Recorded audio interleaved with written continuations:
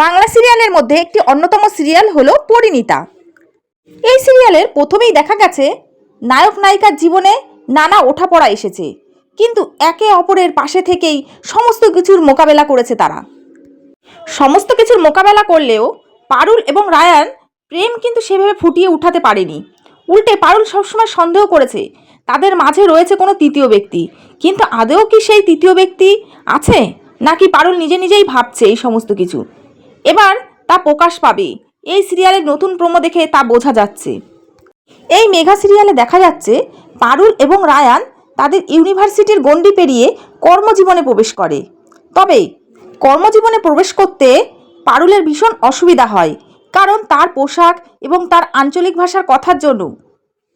তার এই সমস্ত কারণের জন্য সিও সংযুক্তা তার ইন্টারভিউ নিতে অস্বীকার করে। তারপর রায়ানের বুদ্ধিতে পারুল চেয়ারম্যানের মন জয় করে চাকরিটা পেয়ে যায়।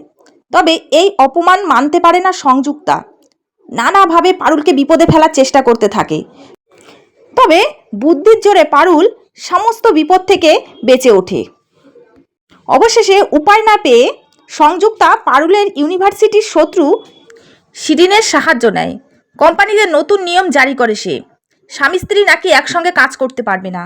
আর এই উল্টোপাল্টা নিয়মের কথা শুনে পারুল ও রায়ান তীব্র প্রতিবাদ করে এবং অবশেষে আইনি পথ বেছে নিতে বাধ্য হয়। এত কিছুর পরেও সংযুক্তা পিছপা হয় না। সে অফিসের বোনাসের লোভ দেখিয়ে বাকি কর্মীদের পারুল ও রায়ানের বিরুদ্ধে সাক্ষী দিতে বলে, কিন্তু শেষ পর্যন্ত সংযুক্তার ভিডিও দেখিয়ে সে যাত্রায় রেহাই পেয়ে যায় পারুল। তবে এই মেঘার প্রমোতে দেখা গেল বড় চমক, কারণ সেখানে দেখা গিয়েছে শেষ পর্যন্ত সংযুক্তার ষড়যন্ত্রে গুরুতর আহত হয় পারুল। তাকে হাসপাতালে ভর্তি করা হয়, সে মৃত্যুর শয্যায় লড়তে থাকে। আর সেখানে রায়ানকে বলতে শোনা যায়, সিক্রেটটা না জেনেই চলে যাবি পারুল? তুই জানতে চেয়েছিলি না কাকে পাওয়ার জন্য আমি তোকে হারাতে চাই? যাকে পাওয়ার জন্য তোর সঙ্গে কম্পিটিশন করি তার নাম শুনবি না? তবে রায়ান কি পারুলের নাম বলবে না অন্য কিছু বলবে, তা অবশ্য প্রোমোতে এখনও দেখানো হয়নি।